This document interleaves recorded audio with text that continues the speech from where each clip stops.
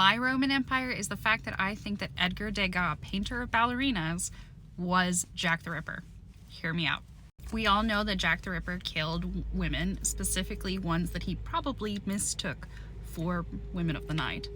At the time of the murders, Edgar Degas was in his early 50s and was beginning to really hate women. He'd always been a bit of a misogynist, but he was degrading into a horrible, awful misanthrope of a person that people did not want to be around. And part of that was that he was going blind. With modern technology, we know that most psychopaths and all serial killers have a dead spot in their brain right behind their eyes. And Degas had Stargardt's disease, we believe, because he had a hereditary disease that caused blindness over time. In Stargardt's disease, the area behind the eyes, the orbital frontocortex, occipital lobe area, can go black.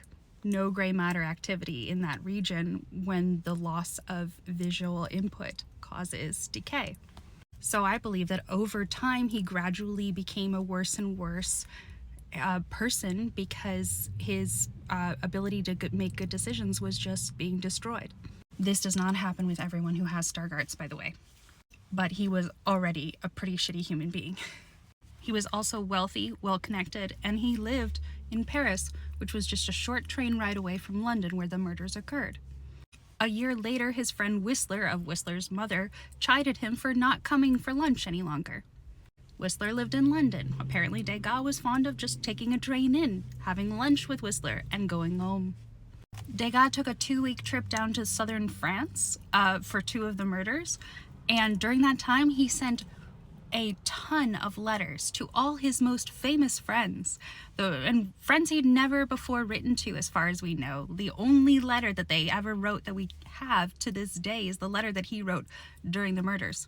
So I have to wonder if he was setting himself up an alibi, because why did he write to all of these society gossips, these long, pages-long letters that are full of witticisms and quips that he hoped that they would share about things that were scheduled in advance, like plays?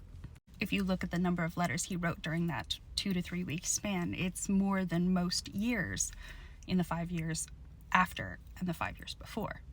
We also wonder if Jack the Ripper was a surgeon because he removed several organs and knew where they were and where to cut in the neck in order to cause death, because he had a good grasp on anatomy. But other people questioned whether he could be a surgeon because he had an unsteady hand and didn't cut like a surgeon. He just knew where everything was.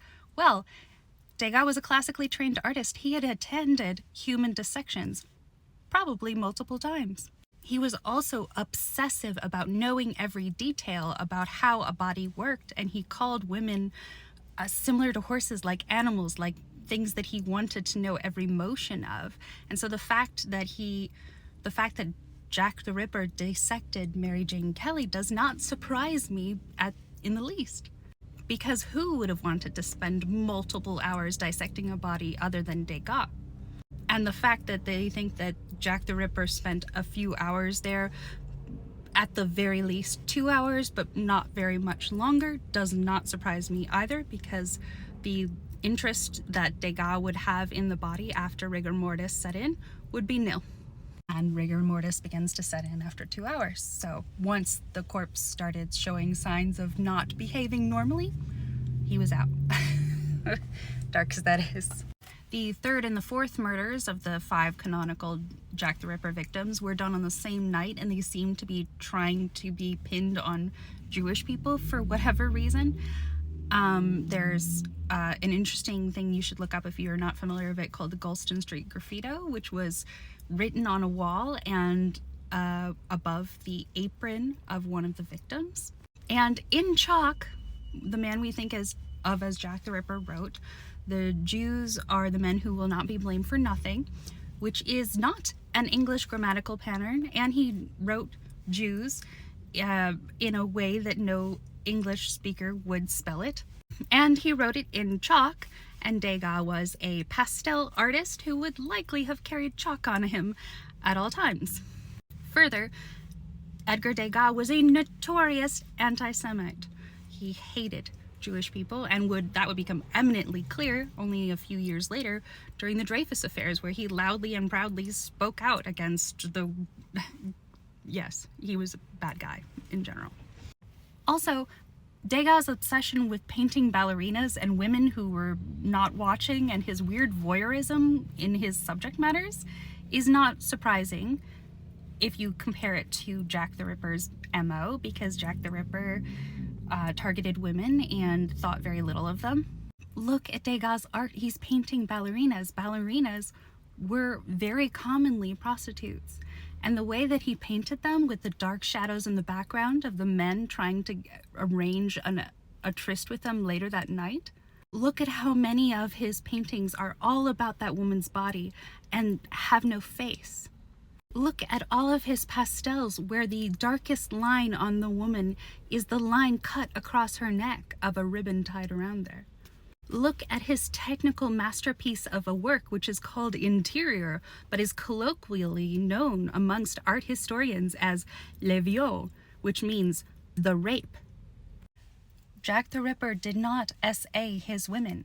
He just killed them. He had no interest in them in that way, and neither did Edgar Degas. He wanted to know their inner workings. He did not like them. But other than that, he had no interest in them. And those are the thoughts that I cannot get out of my head. Did this artist get away with murder? Did he steal organs? Did he perhaps put them in his wax sculptures? Wax, the medium often used to preserve organs at the time. And we've x-rayed some of them and found that they contain organic material. Do the pretty paintings of ballerinas that hang in little girls' rooms to this day, were they painted by a murderer?